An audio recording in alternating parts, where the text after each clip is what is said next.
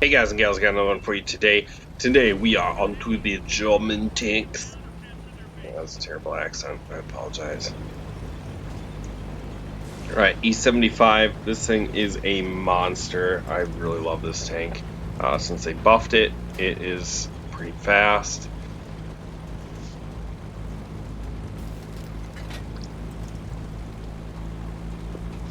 It is super heavy tank. Cheeks are kind of soft. I mean, they're not soft, just that they're flat.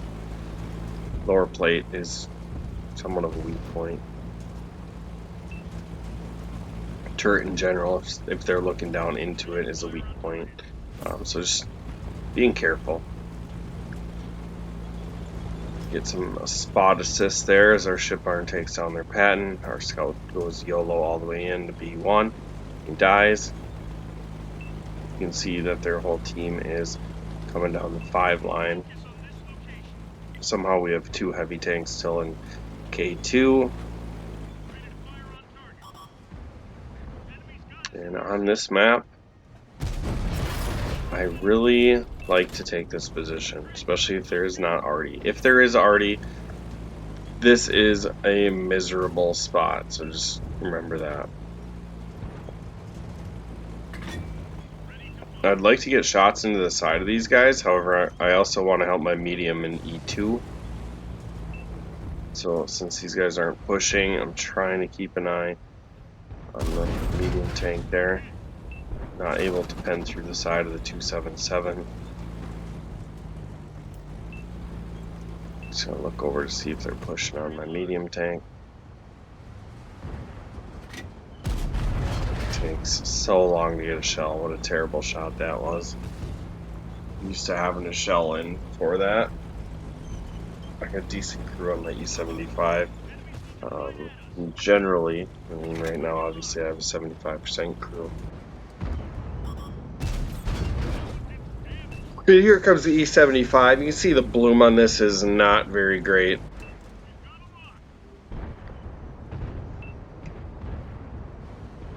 Bloom's not great, accuracy's not great. There are 2 gun types you can put on this. The first time when I played it, I had the smaller gun. I felt like that worked a little bit easier, but that was before the buff as well. And I liked smaller guns on tanks that I'm going to be fighting close quarters combat using my armor. That way, getting all in is less likely to happen. Because, like, let's say, Type 5 Heavy. If you shoot and you have no support, then as soon as you shoot, if the opposing team is smart, they'll just come surround you because they know how long your reload is and they know your weak spots are on your side. So they will generally just drive around you, kill you, and move on with their lives. But if you have a high DPM gun, and not that the E75 smaller gun is high DPM, but it's not terrible, then you can track people, keep them in front of you, utilize your armor, and I just enjoyed that a little bit more. On these replays, I'm using the big gun, and that's really because I feel like they are the better option.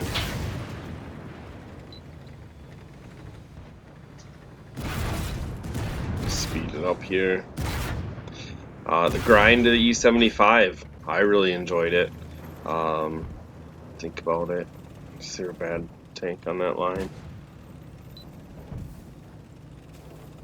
Tier 4 heavy tank, I think, is pretty tragic. Maybe it's not anymore.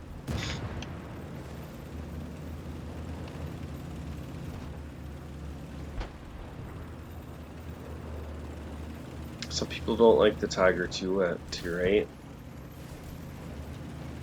but I think it's a good tank. Tiger 1, if you know what you're doing, is a really awesome tank in my opinion. BK3601, BK3001, both I think are good tier for tier. DW2 is the tank that I was talking about, my tank. so bad. Alright, how'd we do? Well, 1300 damage, 800 assists, and 500 blocked, but we win, so we get 1000 XP earned. Nothing too special. Take 7th place. This line is kind of unique because at tier 5 you can branch off into a heavy or a medium, and then the medium goes to the VK3002M at tier 6 and the Panther at tier 7, which then allows you to drop into the Panther 2 E50M tank, which I don't want to do that because those tanks are horrendous. But it allows you to jump back into the Tiger 2, then the E75, and then the E100. And the E100 was my second tier 10 heavy tank, and that tank was horrible as a new player. But now since I bought it back, I really do enjoy it. It's fun. Get the big gun on there, angle your armor perfect, block stuff, lay the whooping. It is a fun tank, but it's hard to stay disciplined and have yourself angled perfectly, and not shooting back when you want to, not when you should, but when you want to. Sneak shot into that 140. Now I like to play the north here and actually play that corner that the 140 was on. However, I have zero help, so an E75 with a 75% crew, I am not a big fan of this position.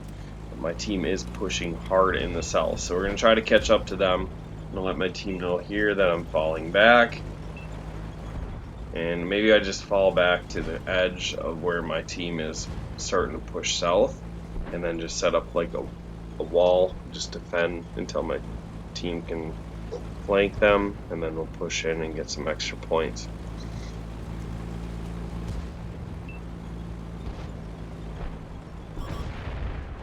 Come over here at T57 Heavy's dead. Just shot into this T54. I'm going to ask for help. Hopefully my team will pay attention here. And you don't feel like they're going to pay attention, then just send GG. Then some people will start to pay attention. So they've got this Action X pulling around. And I just get lazy and snapshot, not able to get a shell into him. But really my focus was to get away from these reds that are pushing down on me. So we're going to push into the back of the Centurion Action X, and we think twice because there is an Object 430U right here. So we're able to get a shot through the drive wheel. And you see my team is doing a fantastic job of rotating right now. It's 9-3. They are absolutely crushing it. And we try to slip this 430U off the edge. Unfortunately, we're not able to do that. And we missed the side of his tank. And now I have a medium tank on my side. So, not too fun is what it is. My team is crushing them, so not the best game. 1300 damage, 1100 blocked. Looks like no assist. See how much XP that this game earns.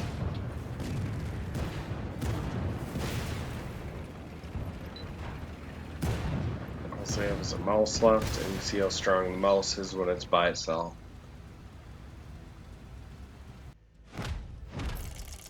Let's get to endgame stats.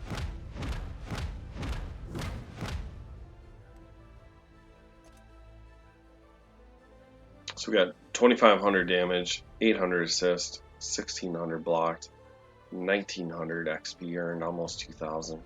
So nice first two games for the E75. Not spectacular by any means, but that's kind of what this tank is. And I can't really feature it without the 100% crew in there.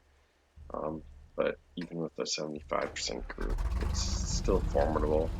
Can do pretty much whatever you want. It's a flexible tank. I wouldn't say it's a heavium. It's definitely a heavy tank, but it is one of the, like, for how much armor it has, it's pretty decently fast. So it makes it enjoyable. And on this map, I like to get into the J3 corner, even though not many people like to go there anymore on my team, and I generally find all the reds. So then I realized that there's no Artie, and I decided, you know what, I haven't played the bridge in a long time, so I'm going to try that. Just shoot the bridge and not have to die in the south like we have been lately.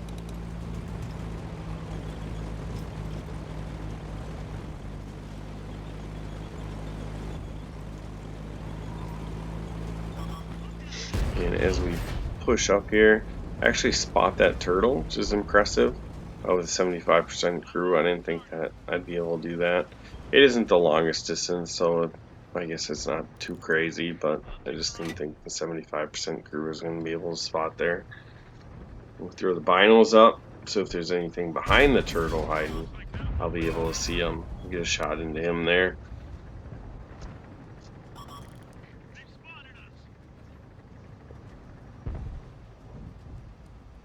Let's see if there's anything behind him. I don't see anything, so we're going to push out, and this is pretty dangerous, but we want to get some shots in to help out.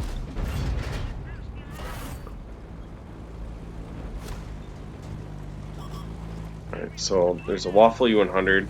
Could switch to HEs, but I feel like he's going to drive out of the way, and he doesn't, so we'll get a shot into him there, bounce his shell. If he's looking up into my tank, it's going to be hard for him to get the right angle that he wants. Unless he's shooting up into my lower plate, and then it's a totally different story. Oh, but I missed the turn of the Waffle. That is irritating. So now that retract.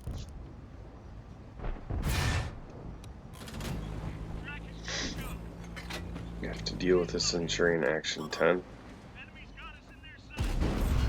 Actually, rather than dealing with the Action 10, I want to take their Waffle out. We leave him on a sliver, and now I realize, you know what? I don't want to deal with this Action 10 anymore. I'm going to take him out.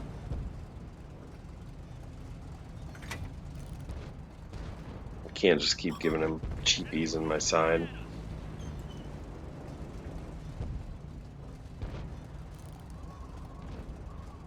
So I'm just trying to bait a shot from him, hoping that he shoots my turret. Or, I mean, my gun. And now we're going to back up, and we find out they shoot HEs, or heat. I don't know. Yeah, the sizzle, so could have been either one. I think it's heat.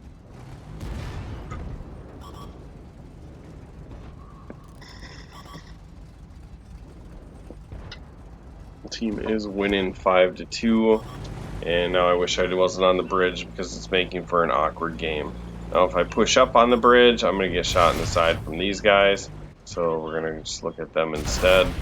And apparently there's an Iron Rain sitting by the Centurion Action 10. And actually, no, I think he's on top of the hill, so he's like in C2, C3. Just on the little sniper ridge up there.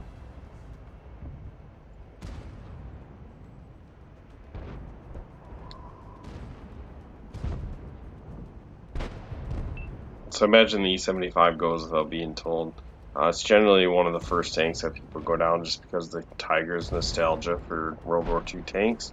And then after you get the Tiger, then you obviously just work your way down the hill, or down the line.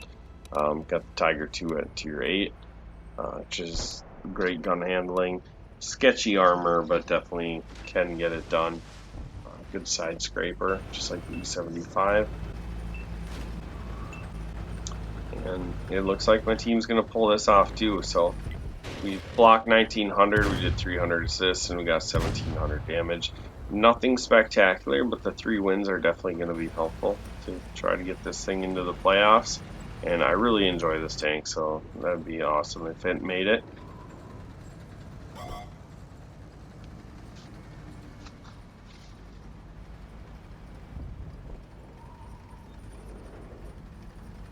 It's just wrapping it up.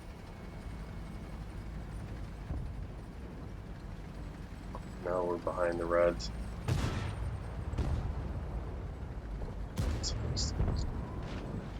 Just content and sit because he's one shot. He doesn't want to get shot at from someone somewhere.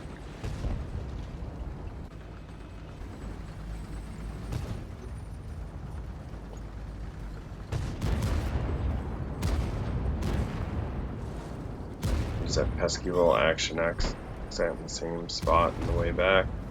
Never moved up and saved all his hit points for the end when he was surrounded and his team was no longer alive to help him. Hope you enjoyed that game, Action X. 1700 damage, 350 assists, 1900 blocked. And we get 997 XP earned for that one. So that's going to bring us to the totals of 4300 damage, 1200 assisted, 3500 blocked, and 3000 XP earned. And that kind of seems middle of the road. I don't think it's going to be enough to get the E75 into the playoffs. But nonetheless, the E75 is a good, fun tank. If you need a reliable Tier 9 heavy tank, pick up the E75. It will not let you down. Unless maybe you have a 75% crew, but you won't forever. I'll quit babbling. Make sure you like, share, subscribe, and I'll catch you in the next video.